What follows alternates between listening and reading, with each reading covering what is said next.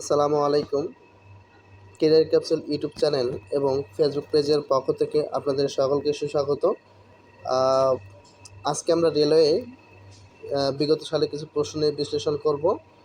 আমরা অনেকেই জানি যে আগামী 16 তারিখে রেলওয়ে সহকারী স্টেশন মাস্টার এবং গার্ড গ্রেড 2 এর পরীক্ষা হবে।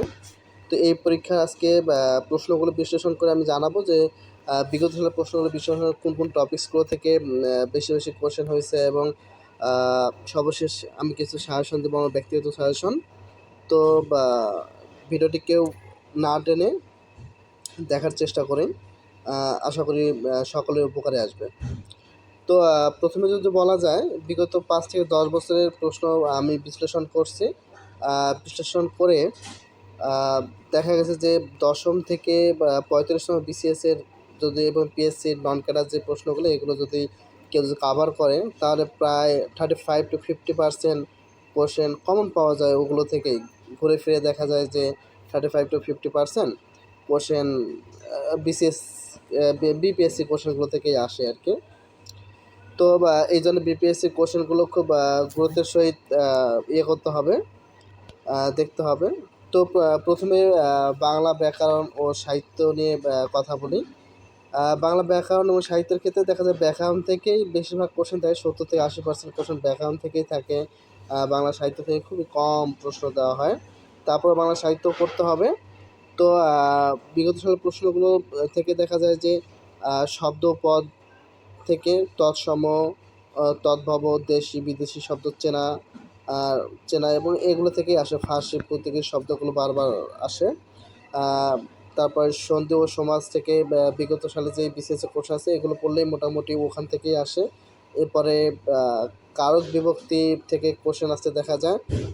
বানান ও শুদ্ধিকরণ শব্দ মানে বানান থেকে মোটামুটি কোশ্চেন আসে, বিগত সালে যেগুলো বারবার আসতেছে ওগুলো থেকে আসে। এরপরে বাংলা সাহিত্য থেকে প্রাচীন ও মধ্যযুগ থেকে দু একটা কোশ্চেন থাকে, বিশেষ করে চর্যাপদ, শ্রী কৃষ্ণ কীর্তন এবং আধুনিক যুগের রবীন্দ্রনাথ, কাজী নজরুল, জসীমউদ্দিন, কায়কর বা পঞ্চপাণ্ডব থেকে কোশ্চেন হয়ে থাকে। তো এগারো বাংলা সাহিত্য। এরপরে ইংরেজি যদি আমরা আসি, তাহলে ইংরেজিতে দেখবো পার্টস অফ স্পিচ, বিশেষ করে নাউন, অ্যাডজেক্টিভ, অ্যাডভার্ব থেকে কোশ্চেন এসে থাকে। প্রিপোজিশন থেকে কোশ্চেন আসে।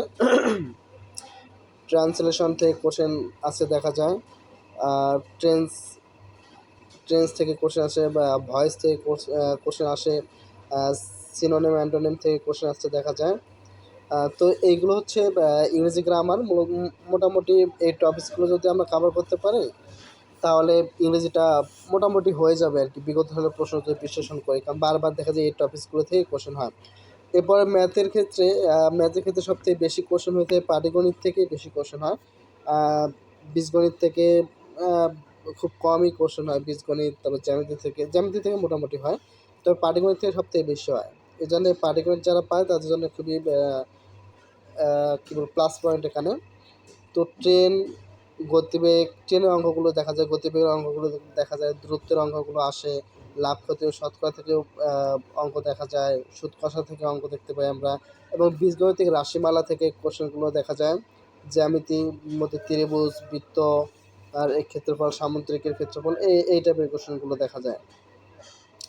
আর সাধারণ জ্ঞানের মধ্যে বাংলাদেশ বিশ্ব পরিচয়ের কোশ্চেনগুলো যদি আমরা দেখি, তাহলে দেখা যায় যে নদ নদী মেগা প্রজেক্ট এগুলো থেকে, বঙ্গবন্ধু থেকে, সাধারণ বিশিষ্ট থেকে কোশ্চেন আসে। কিন্তু এখন বঙ্গবন্ধু থেকে কোশ্চেন কম আসবে, ঠিক আছে। বিগত সালের প্রশ্নগুলো যদি বিশ্লেষণ করে, তাতে দেখা যায় যে বঙ্গবন্ধু থেকে, তারপর আওয়ামী লীগ সরকারের উন্নয়ন থেকে কোশ্চেন আসতে দেখা গেছে। তো এখন তুলনামূলক আওয়ামী লীগ সরকারের যে উন্নয়নগুলো আছে এইগুলো একটু স্কিপ করতে হবে, স্কিপ করলে মোটামুটি হয়ে যাবে আর কি। তারপরে রেলওয়ের যে স্পেশাল কিছু রেলওয়ে সম্পর্কে মোটামুটি জানতে হবে। যেমন বাংলাদেশ রেলওয়ে কত সালে প্রতিষ্ঠিত হয়, বৃহত্তম junction station, railway training academy কোথায়, এই সব, হালিশহর কোথায়। তো এই সব থেকে মোটামুটি কোশ্চেন আসে। এরপরে আন্তর্জাতিক বিষয়াবলী, এই জাতিসংঘের বিভিন্ন সংস্থা, সার্ক, বিভিন্ন দেশের রাজধানী, মুদ্রা, এগুলো থেকে কোশ্চেন আসতে দেখা যায়। বিজ্ঞান ও আইসিটি থেকে খুবই সামান্য কোশ্চেন আসে। তো এটা আমরা বিগত সালের কোশ্চেনগুলো একটু একটু দেখলেই হবে আর কি। হ্যাঁ, এরপরে আমরা সাজেশনের দিকে যাই।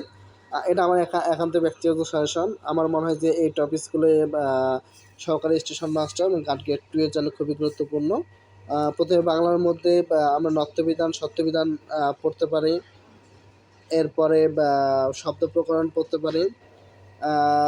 বাক্য সংকোচন বারবারই আসে দেখা যায়।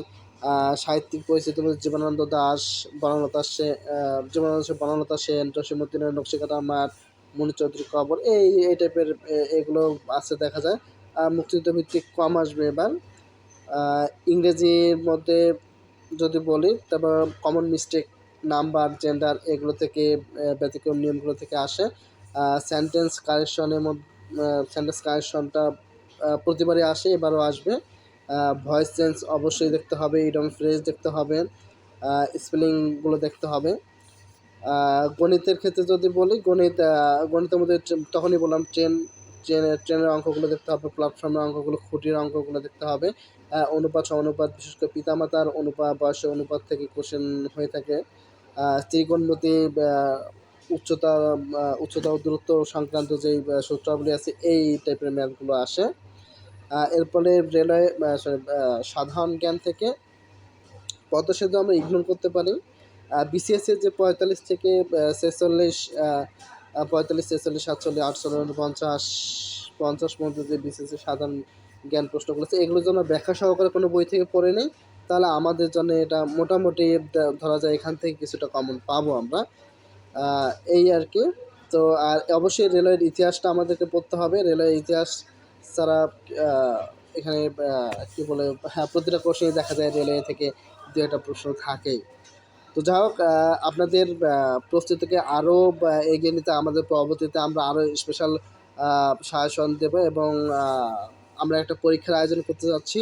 তো পরীক্ষায় অংশগ্রহণ করতে হলে আমাদের পেজ ফলো করতে হবে, আমাদের ইউটিউব চ্যানেল ফলো করতে হবে। তাহলে খুব শীঘ্রই হয়তো আজকালকের মধ্যে আমরা একটা পরীক্ষার ডেট দিয়ে দেবো এবং ওই অনুযায়ী পরীক্ষার 16 তারিখের পূর্বে ইনশাআল্লাহ আমরা একটা পরীক্ষা নেব। তো সকলকে ধন্যবাদ।